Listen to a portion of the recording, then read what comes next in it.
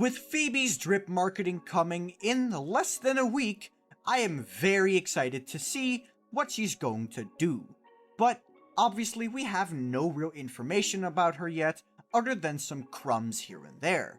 But based on these crumbs, we can form a little bit of an idea of what Phoebe might actually do. So here is my speculation on what Phoebe's kit is going to look like. First, we have to establish what we already know about Phoebe, that being the fact that she is going to be a Spectro character, and that she is most likely going to be running the new Spectro set. She is also most likely going to be a sword character, and many leakers have said that she is a main DPS. The information that Phoebe is a Spectro character is supported in the game's files due to her current tag being 15. This is the tag that relates to Jinshi, as well as Farina, Shorekeeper, and all the other Spectro characters, meaning that Phoebe is in fact Spectro. Now, why do I think she's going to be a sword character? Well, we actually did hear some of her sound effects around Christmas time, and these sound effects strongly indicate that Phoebe is going to be either a sword character or a rectifier character that summons bladed weapons. And I think either of these fit her quite well, to be honest. The fact that she's Spectro is even further supported by the recent cutscene that we got of her and Zani working together, and leakers have said that they are both Spectro, so this checks out. However, Phoebe being a main DPS immediately raises some questions, because, well, she's got competition. That competition being some of the strongest in the game, in the form of Jinshi. And I'm just saying, if you're a DPS that has to compete with Jinshi for their identity, you've got yourself a pretty rough road ahead. But there's reason to believe that Phoebe is going to have some of her own tricks up her sleeve that allow her to turn the tide against Jinshi. First of all, the new Spectro damage set that was released in 2.0. It's going to give Spectro damage bonus on the 2-piece, and on the 5-piece it will give 20% crit rate and 15% Spectro damage bonus once a certain amount of Spectro Frazzle stacks have been reached. The amount of stacks that is needed for this is 10, and that just so happens to align perfectly with the amount of stacks that Spectro Rover is currently able to apply, but more on that later.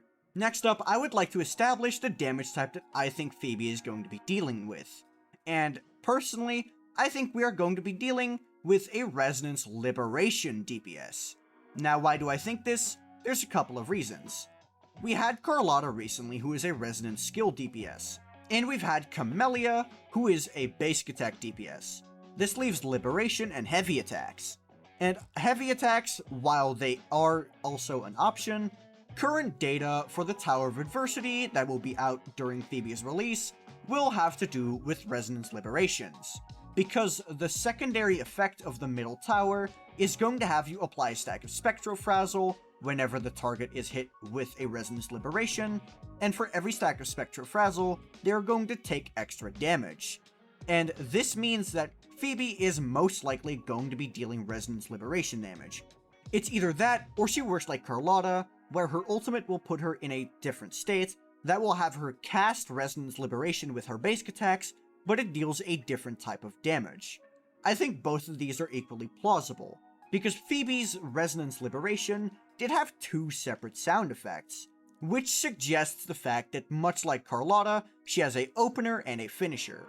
So I think that she is going to be focused around her Resonance Liberation, but the damage type that she uses is still unclear. She is also most likely going to be using her skill multiple times for rotation, because on the left tower, which is the Spectro buffing tower, you will be able to get an attack percent buff when you use your Resonance skill. This is obviously also synergistic with Jinshi, so you can just say, oh, it's a Jinshi buff, not a Phoebe buff. But Kuro Games tends to try and make buffs that buff multiple banner characters at the same time, so it is still highly likely that Phoebe will be able to use her skill multiple times. Another way I can even see them handling this is making it so that when you use her Resonance Liberation, she will enter an enhanced state like Carlotta, and then the cooldown of her skill gets reset.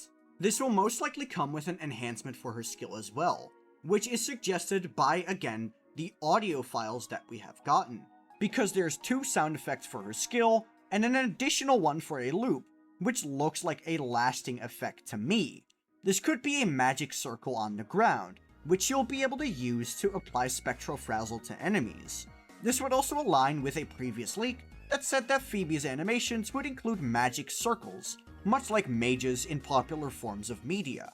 This also suits her aesthetic, so it is quite likely to me that Phoebe is going to be able to spawn a field with her skill that will apply Spectral Frazzle to enemies over time, which will help her with triggering her set. Now, if my theory of Phoebe mainly utilizing Resonance Liberation damage is correct, she does end up getting a couple of team options, mainly Genshin, Changli, Yinlin, and also the Spectral Rover. Now, all of these have their own merits, and I'm going to go by each one of them. First of all, Changli. Changli is already known for her excellent capability of dual carry teams, so her being able to work with Phoebe would be pretty fun to see, especially since Changli doesn't really have a dedicated team yet. There is Changliao, but thanks to the recent buffs to Yinlin for the new coordinated attack set, most people probably won't be bothering with this team anymore, as the damage gap has been closed significantly enough to where Yinlin and Changliao can just be used over Changliao. Brant is also rumored to work well with Changli, and then Changli is suggested to get a rerun in 2.1, so this would mean that the entire Phoebe team would be in one patch, something that Kuro Games does like to do, for example when they reran Changliao and Yinlin together. Speaking of Yinlin, she would also be on the list of possible supports. She would definitely be the best for people who do not have sequences on their Phoebe and just want to get the maximum damage while not sweating their balls off. Yinlin's high damage output, along with her ability to buff Resonance Liberation, would make her a pretty good option for Phoebe users. But there's also Genshin. She would definitely be way more focused on people who want to play Phoebe hyper carry, because she has higher buffing than both Changli and Yinlin. She is also capable of grouping, which is a pretty good thing to have in some floors of tower, although Genshin's grouping is not the most impressive. So I don't think Genshin is going to be the optimal choice, but she definitely is going to be a choice. Now, I think the most interesting option would be the Spectral Rover, as Spectral Rover was recently granted the ability to apply Spectral Frazzle to enemies. They also have a decently okay Concerto rotation, but their damage output is not that impressive, so they would definitely be a Moonlit Clouds bot. The main benefit of using Spectral Rover here would be the ability to get the stacks for the Spectra set instantly, but I don't think this is going to be the best in slot option at all. Most likely just a good free-to-play alternative. But thankfully, it's a more free-to-play alternative than what most people market as a free-to-play alternative. Now for the final thing I wanted to talk about, being the concern that Phoebe might be doomed to fail. Because if I'm right about her being a Spectro main DPS, she might have way more of an uphill battle than other characters of her role. When GN came out, he was obviously the best Arrow DPS by a mile. When Jinchi came out, she was the best DPS in the entire game. When Changli came out, sure, it wasn't as obvious as it was with Jinchi or Jian, but once we found out more about her dual carry team, she definitely proved to be one of the best fusion characters in the game. And then with Camellia and Carlotta and Changliao, the same thing happened. They were easily the best of their element. But Phoebe is the first limited 5-star character that would be encroaching on the territory of another limited 5-star character. That being of Jinchi, someone who is to this day arguably still the best DPS in the game, so Phoebe might be doomed to fail. What's my take on this? I probably think Kuro Games is going to balance it in a way that makes them able to coexist. Obviously, Jinchi is going to have her nukes, and then Phoebe might have more sustained damage. Or perhaps Jinchi is going to have less range than Phoebe, or maybe even they're going to be played on separate halves of the tower because they have different teammates. There's many ways that Phoebe and Jinchi can be balanced to work together, but nothing is certain before beta. I would like to remind you all that this is just my speculation on Phoebe's kit, and if you don't agree with me, be sure to let me know in the comments below. If you thought my speculation was interesting, also be sure to let me know in the comments below and like the video and subscribe to the channel. If you want to discuss more with me, be sure to join my Discord, where I will be very easily available.